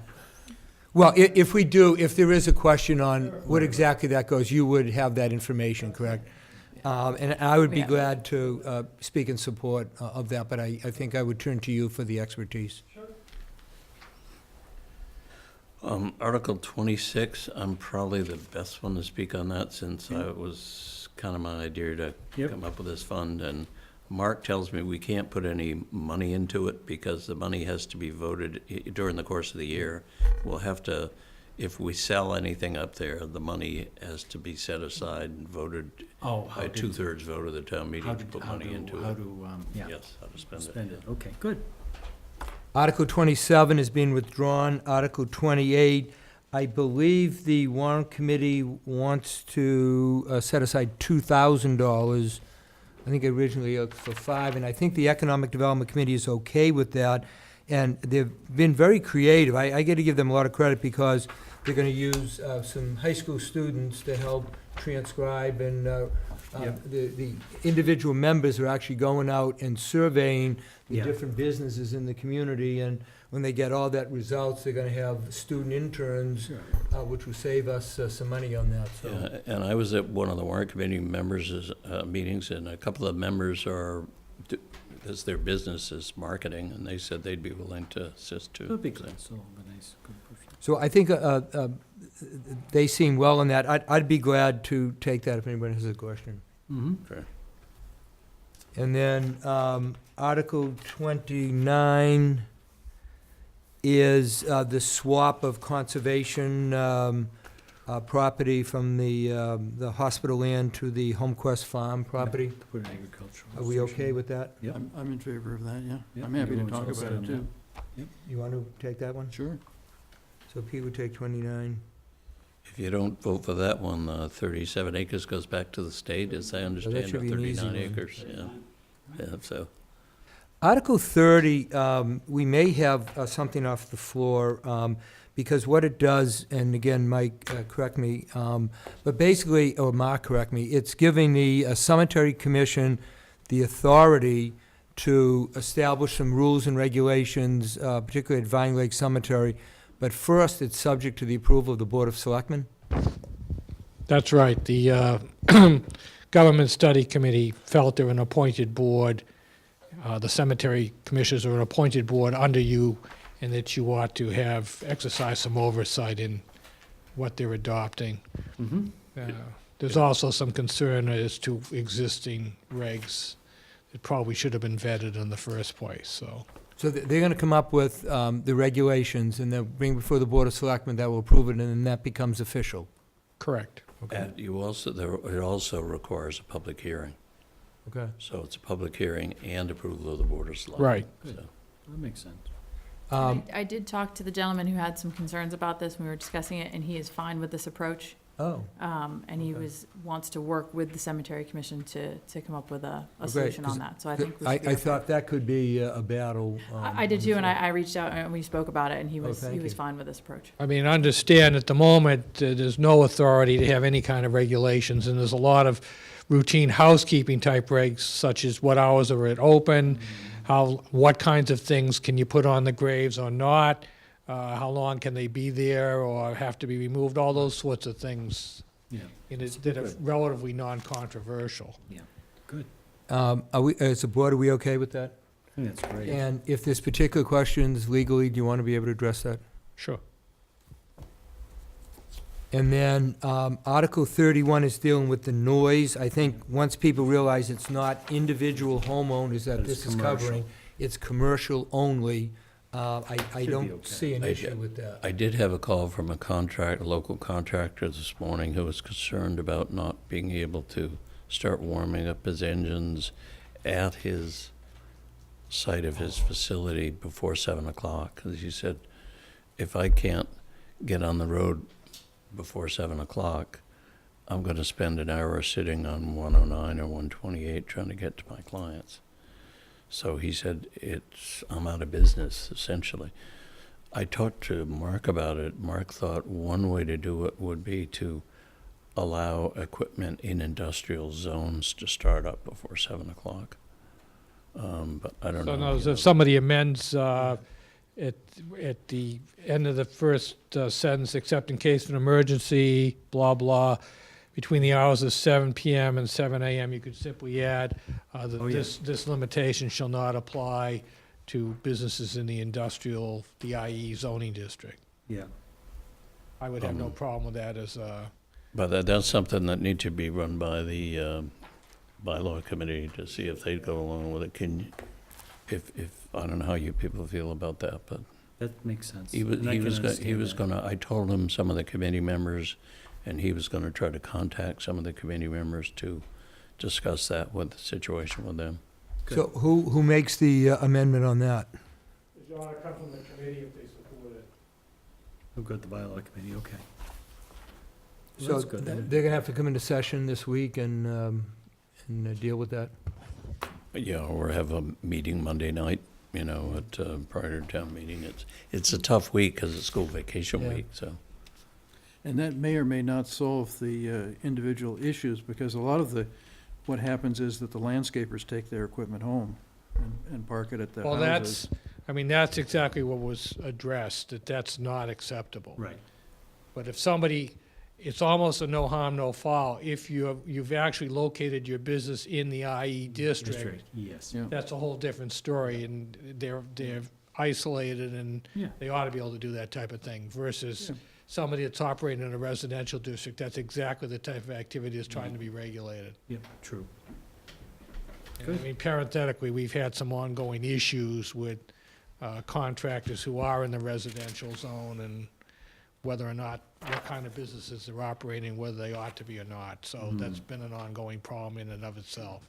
Do you want to take 31 in case those issues come up, or, I don't know, well, do you people want to take a position on that article first? Any disagreement to that? No, I think that's a great solution. Well, Yes. otherwise, we're driving a great business out of town. Right, and that doesn't make any sense. Pete, you okay with that? Yes, I'm fine with the change that Mark talked about. And does anybody want to take that in particular? I'll take that, but I'll refer to you Yeah. on any And legality. again, this is not going to be a roving commission whereby the police patrol the streets looking for violators. This is, if there's a complaint, they have another way of dealing with it, as opposed to the way they're doing it now, which is really kind of sketchy. And Article 32, I'm happy to take that one if you want, since I was on the ZBA at one point. I again know the legal background of this. Sure. the only one I have, like, sort of 32, 33, 34, 35 are all the zoning, right? Yeah. The only one I have an issue with, only because I don't have enough information on that, and I think we need to look and see what the consequences would be if we change that, and that's the height, this 2.5 story versus 35 foot. And if you have a building that is this shape, that's 35 feet, versus a building that's this shape, you're adding a lot more area to that. And I would like to know, if we look around town, what is that going to mean in neighborhoods that you have a 35-foot flat roof building versus one that's a 2.5-story, which is a little different. So my suggestion would be that we hold off on that for a year and give them a chance to relook at that and maybe address some of those issues. I don't know how the other board members feel on that. I heard Greg Sullivan from the warrant committee address that, and he's an architect, and basically what he was saying is that if the definition is 2.5 stories, he can very easily design a building with very steep sloped half-story that would basically look like a 3-story building that you're. And that was a problem, has been a problem. There are houses in certain subdivisions here where developers had a propensity for putting dormers on that, sticking out of the roof, and thereby creating the livable space and still staying within the definition. So Oh, this, up 2.5, or whatever, Right. yes. So now you're getting back to the feet. Yeah. Type thing. so, But by doing that, do you also open up the ability to expand other construction so that it can be basically a 3-story building? I mean, That's 35 hypothetically, feet. nobody's gonna build a residence like that. With a So, flat and roof. the other properties, Mansard anything roofs. else is gonna have to go through site plan approval, so they're probably not gonna be able to get away with a design like that anyway. What if it's more of an institutional type building in a residential area? Well, any non-residential has to go through site plan approval, which has a design component to it, so. So with that overruled, would that mean that you would still have to have this 35-foot cap? There are provisions of the state building code for doing calculations and all for roof. As far as, would this bar somebody doing, or does this permit, I should say, somebody to do 35 with a flat roof and 3 stories? You'd have to ask John Naff that, the building commissioner. What's the board's preference? I just have. I know right now you're not in a good position to begin with because the half-story is not even defined, so nobody knows what it is, and it's whatever, it's like the length of the king's foot kind of thing. Yeah. So that was the attempt, was to Mhm. come up with some clarification. But taking that away, doesn't it automatically extend that to 3 stories? Instead of 2.5, and I know you can add dormers and other things to it. Possibly, but again, you've got a maximum height of 35 feet. That doesn't necessarily mean that they're automatically going to go to the maximum height either. It depends what they're building and for what purpose. Of storage, usually about 10 feet, I think, isn't it? That's 9 my to rule 10 of feet, thumb. I yeah. don't know if that's based in the code or not. Mm. Well, I mean, I'm comfortable with what John and them have come up with here, because that's what he does.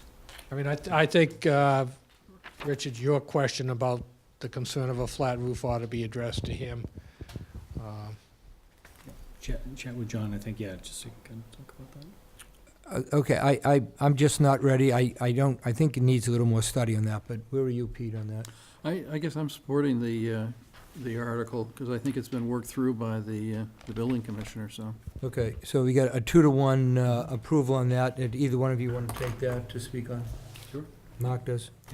So that's 34. 34. That's 34. Does anyone have issues with 32, 33, or 35? 32 will cut down the work of the ZBA. Will also, it's from a customer-friendly customer servicing. Somebody wants to put an addition on their house, they're too close to the street, the addition's going on the back. Instead of waiting 90, 120 days Yeah, to go through the ZBA, they can just get a determination from the building commissioner and they're on their way. yeah. We need to do a similar sort of fast tracking for the businesses, the requirements when there's a business changeover in the downtown too, so that we don't hold those people up for 90, 100 days. Well, that's a special permit provision. But isn't there a It's faster? a little bit different, it's coming from a little bit different source. Isn't there a faster way to just hand them the approval at the end of the hearing? I mean, the problem on the ZBA when I was there was that we had an extended period of time to write the decisions correct. after the hearing. It's 90 days. And we were all volunteers, and so Right. that we often didn't get the decisions done right away, and since the decision, especially for a change of use like that, seems to me to be fairly simple. I mean, you had, I think, at one point talked about having like a form with a checklist, and just go down and make some checks at the hearing, and then say, here's your approval at the end of the meeting. Yeah, I mean, as far as the ZBA and the decisions go, you do not have to write legal briefs, and that's been the history here of writing legal briefs. No. Really, the critical thing is to just make the findings that support the decision, so it can be done fairly simply. That being said, you also could revisit the zoning bylaw itself and determine, when I say you, properly, it's the planning board, determine under what circumstances they're requiring special permits, and what triggers it. Obviously, if you've got an identical business goes in, they really ought not to have to go back and get another special permit, but there are circumstances where they've been required to do just that, so. There's a juice bar going into where Go Fresh used to be, and I think that they're having a hearing. I mean, that's basically the same business that Go Fresh was running, it seems to me, so. Because you can make a special permit personal to the holder, so if you do that, and the first business goes under or out, then the new business has to go because the special permit is not transferable. On the other hand, you could have a transferable one for that particular activity. It depends how you want to proceed. Well, I just think as a town, we should be making it as fast as possible for people to open their businesses. I mean, they have to start paying rent on the place probably to secure it. Right. And to be paying rent for 3 months before you can actually open doesn't seem It fair. largely triggers food and restaurants and markets and that sort of thing. That's where the special permit is tied in. A lot of the others do not require a special permit. Yeah, The other issue being downtown because of the lack of parking. right. That gets triggered in every case, at least a finding, if not a special permit to deal with the parking. So some of it is essential, some of it may be able to be tweaked. Well, but I guess what I'd like to get eliminated is the time from the hearing to the rendering of the decision. Well, that's statutory, so if. Right, right. but if we could have a simple form for the ZBA to make their, because we always took the votes the Or a night of the template, hearing. right, a template. And so that we'd actually made our decision, Right. and then the only thing that was being delayed was the writing up of the decision. And the fact that in those days, when I was on the ZBA, there was like an 8-page, single-space minimum requirement for the decision, it took a while to write it. Right. And so that if you could help them streamline that process, that would be great. Yeah, and the issue is who writes the decision, frankly, like But if you in, have in a Franklin, check-the-box form, in Franklin, the planning board is largely the special permit granting authority, but they've got the staff that supports them. So they're given a template and then the staff fills in the template after the vote and issues a decision. On the other hand, the zoning board of appeals over there does not have the staff to write their own decisions, but they don't have they're not carrying a lot of authority anyway. Here you've got just the opposite, where the ZBA is largely the special permit granting authority and doesn't have the staff to support them in decision writing.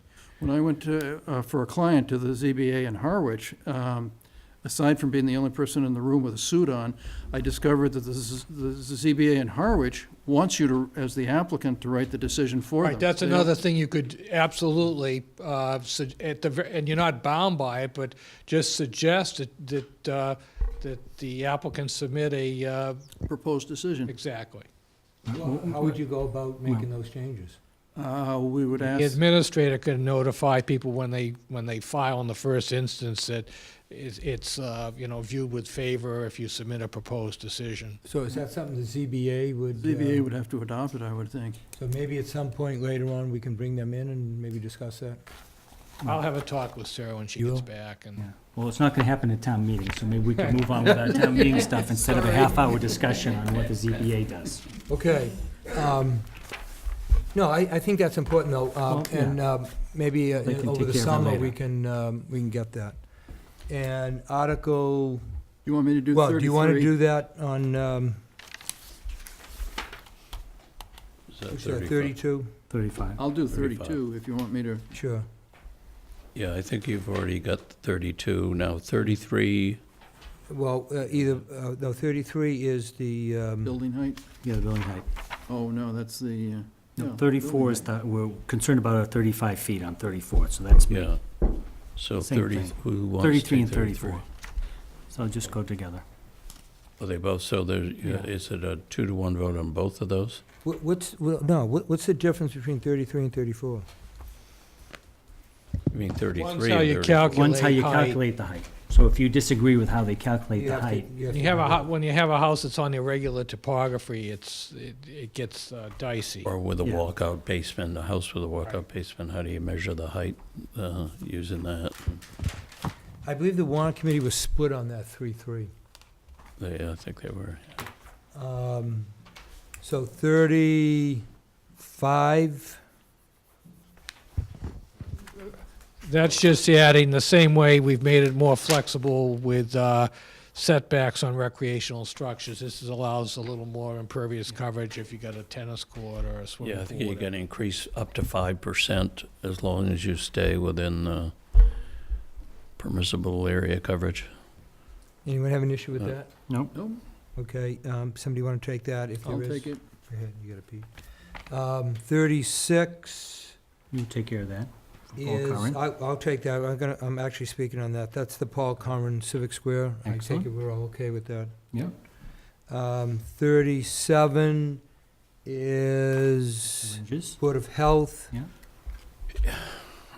If you want, I can probably take that if you don't feel comfortable, or if you want to take it either way. I don't have Do any. you have a preference on that?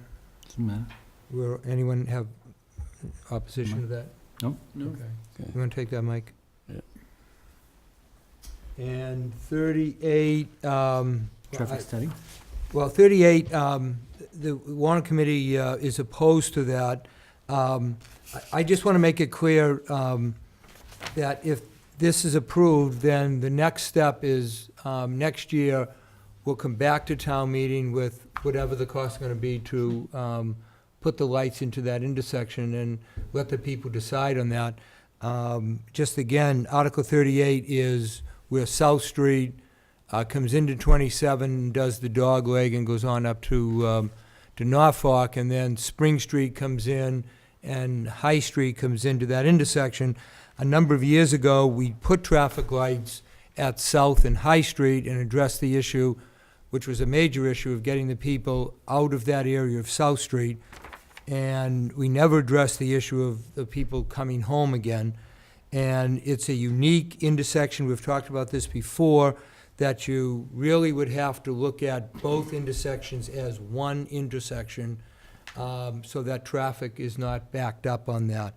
It's about, Chief is estimating about $10,000. What's happening is that the traffic is backing up onto South Street, in some cases as far as Gristmill. People, to try to get away from that traffic, are now going on to Curve Street, one of the narrower streets in town, backing traffic up on that area. So it's just a question, I think, of the town, are we beginning to address some of the traffic issues? I think the chief has done a good job, and they're working as we speak this week to address the 109 traffic.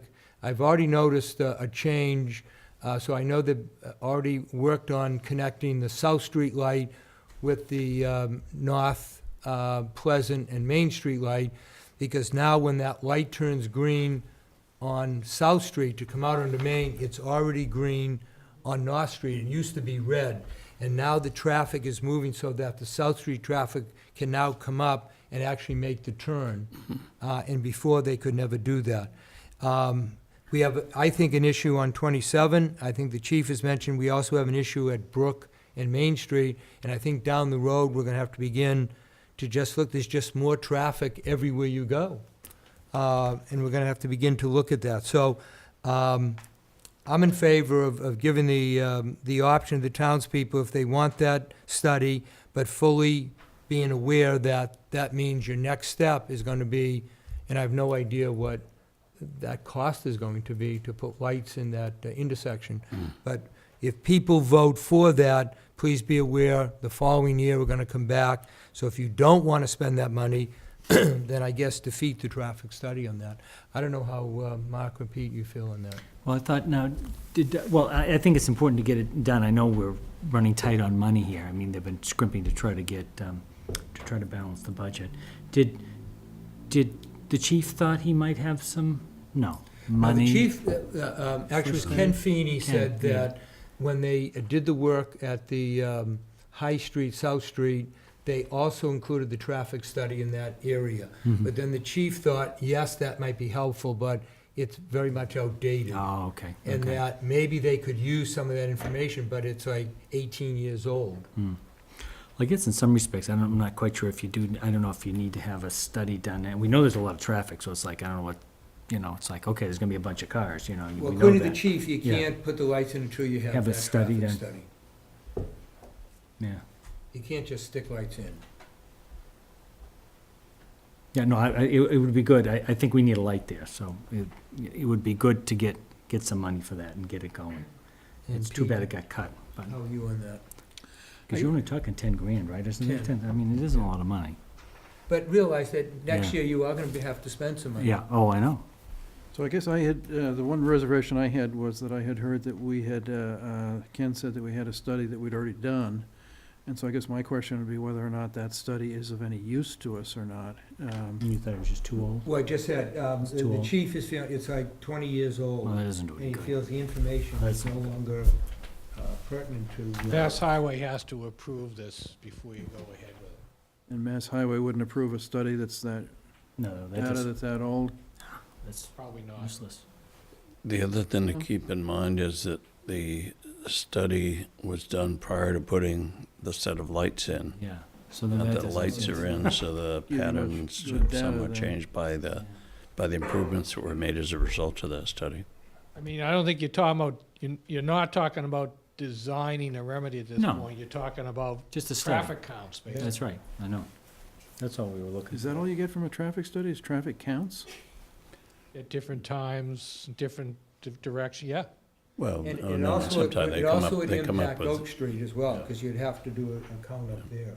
They set up different points and then they give you a Yeah. whole grid of, yeah, but there's standards for what's an acceptable intersection down to a failed intersection. It's on a lettering basis. And it depends on how much time it takes a Oh, I see car to what you get mean. through at different points in time.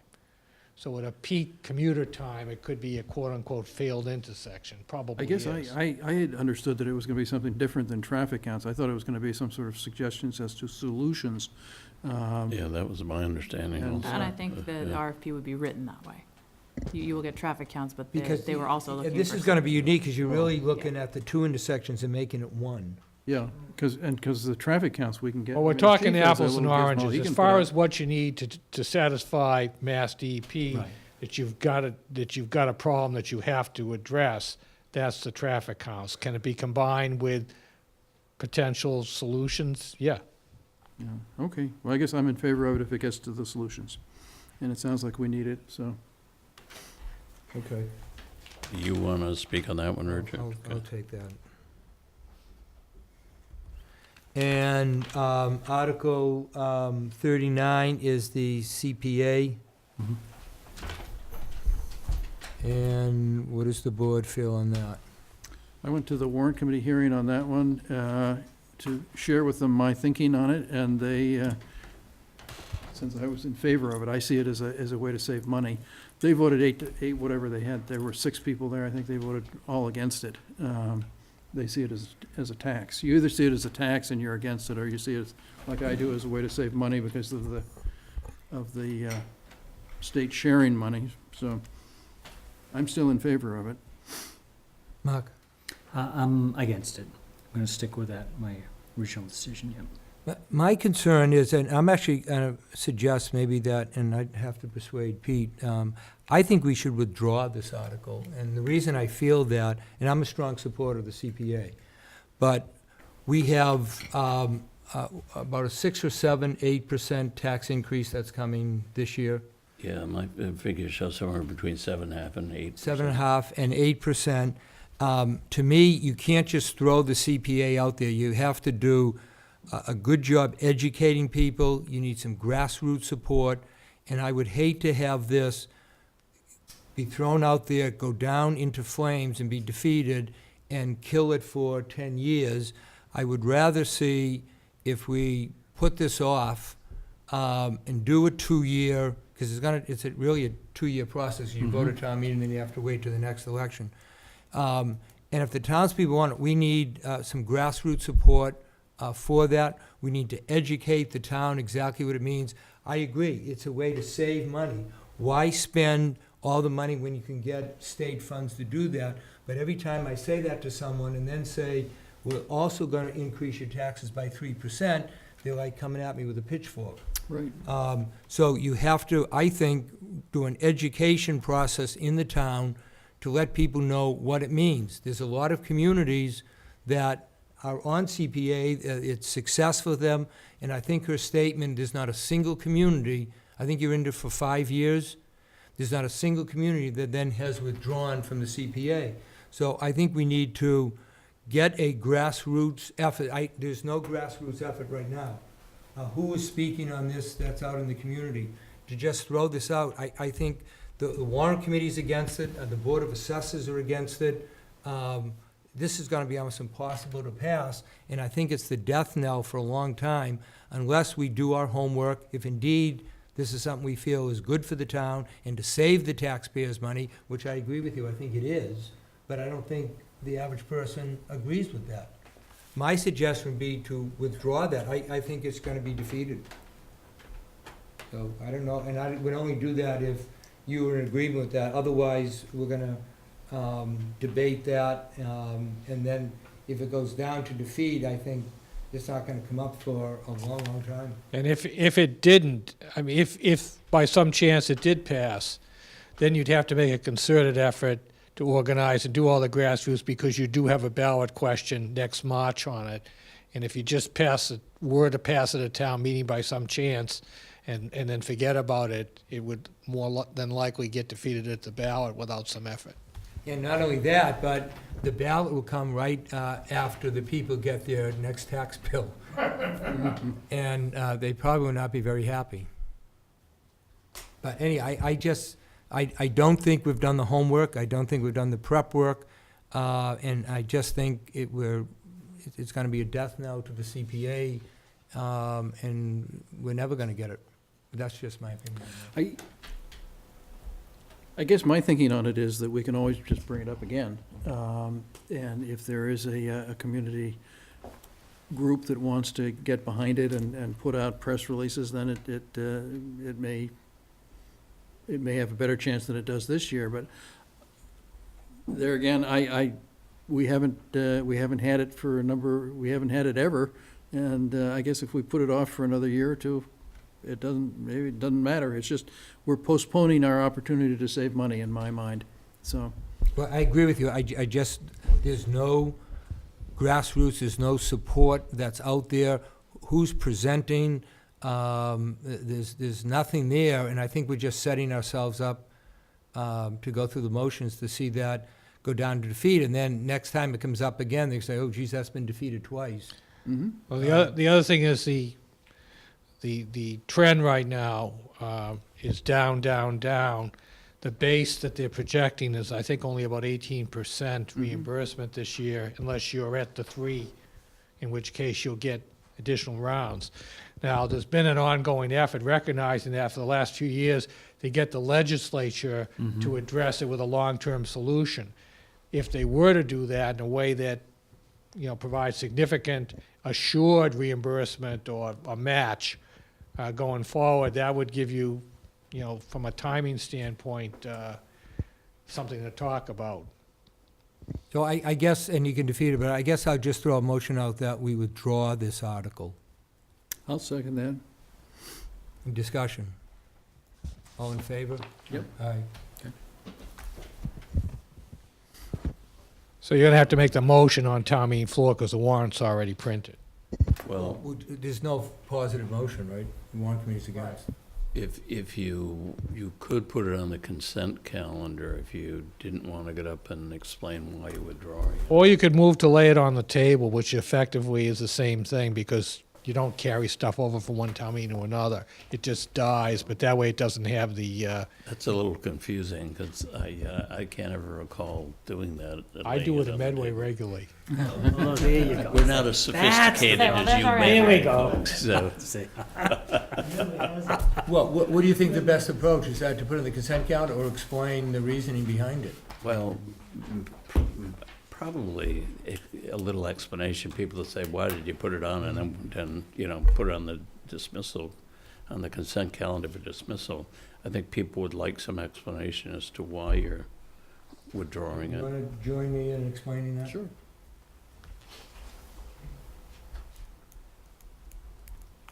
Okay, anything else on, Article 40 is the, I do that. Free That's cash, that right. paper I run over at the last minute and give them a figure to plug in, so. anything else with town meeting or any articles? Anybody in the audience have any comments on anything? Any other business that come before the Oh, board? you have a hand. I'm sorry. Can Yes. I just get you to use the mic? Teresa James, and I just going back to the whole CPA thing. I mean, I totally understand the viewpoints, and I just wonder if there's a way for our town to think creatively about raising those funds and then creatively getting to the state in a CPA program that wouldn't be necessarily tax-based, but some trust fund or friends of the town kind of fund, that there was like a funding campaign for all those goals and purposes we heard about CPA, and the reason we liked about the open space, the recreation, and the funds and how they would be used. It's kind of changing the way, but I'm just brainstorming and thinking. The Medfield Foundation is basically that sort of entity. It has a series of funds that are set up for different purposes. One is for the Medfield Foundation holds about a little over $10,000 for the Sawmill Brook conservation area. If somebody wanted to use the Medfield Foundation for that sort of fundraising, it could certainly happen. Yeah, I just didn't know if there was a way we could challenge our state to take and help us say, hey, we're raising these funds, or we guarantee we're going to raise X amount, because that's really what the state's wanting us to do with the tax increases, to say, hey, we're going to have this much, and would they allow us to think differently? I just think that they, There's still grants available. I mean, there's various state programs where there's grant money available. As a matter of fact, Mike and I were talking, and I think the first HomeQuest purchase, we received a state grant for Yeah, that. it was state or federal, I forget, one of them was Land and Water Conservation Fund, I think, but, and there So might have been an th- open space There are all fund. kinds of grants, both governmental and private out there. The one driving force for CPA in a lot of communities was open space acquisition, and that's the one thing that this community's been very aggressive about, and either with or without grants has made those acquisitions. The historic properties, we've taken care of a number of those already on our own before, and so that leaves affordable housing, or community housing as it's called, and frankly, that's the least exciting of the various purposes as far as anyone's I concerned. think that I'm sorry. No, good. I think the state would, if you went to them with that argument, first of all, they'd say, well, they're generally unresponsive, is my sense. So it's very difficult, I think, to get the state to do things for you. I'm just always surprised at how difficult it is for the legislation to happen in Massachusetts and the United States these days. But I think they'd also point to the CPA and say, we've already done it. Use this, please. Yeah, and I guess I'm just saying, it's just a different way. I was just thinking that it's a different way for us to give the state the money that they're requesting, but in just a different basis, but it's just a different. We're doing a lot of those things already, in terms of buying the open space, in terms of the historic preservation. It's just that what we're leaving on the table is the state matching money. We're just doing it all with our own money. My argument is that if you know that you're gonna do the three groups, the preserving open spaces, the historic preservation, and doing some affordable housing, if you know that ahead of time, it just makes sense to pick up the state matching money. And what's the money we put in the registry of deeds that, Yeah, From we're town of we're Medfield paying anyhow. into the system and you were just not pulling out. I think maybe, just one other question, whether this would fit into whatever's gonna happen up at the hospital. Whether that would be a benefit to have CPA funds for whatever eventually gets up in the hospital, if that would save the taxpayers the town money. CPA funds, and she didn't really touch upon it when she made Catherine, when she made the presentation here, but I had the discussion with her. And she actually educated me on this. CPA funds could be used to clean up the state hospital site if you were then going to advance one or another of the community preservation purposes, so either historic preservation or recreation or affordable community housing. Yeah. If you were going to do that and were committed to doing it, you could then use the CPA funds to help with the cleanup up there. Since Kathy Ross was here, she and I exchanged some emails, and she sent me a material from Lexington where it showed that they had received millions in state matching monies since they started the CPA. And the piece that she sent me was actually from one of their, it was either their capital budget committee or their finance committee, saying that they had decided in hindsight that they had taken the wrong position in opposing the CPA because there were millions of state dollars to pick up. But that might be something the, Bless you. the hospital redevelopment folks might want to look at, and that might be something for an education in grassroots, if indeed, whatever we do at the hospital, we can see substantial savings by belonging to the CPA. Then there's an argument, why should we pay for everything when, in fact, we can get some state funds for that? Anything else? All set. Motion to adjourn. So moved. Thank you. Excellent. I'm Roberta Lynch, and you're watching Medfield.tv.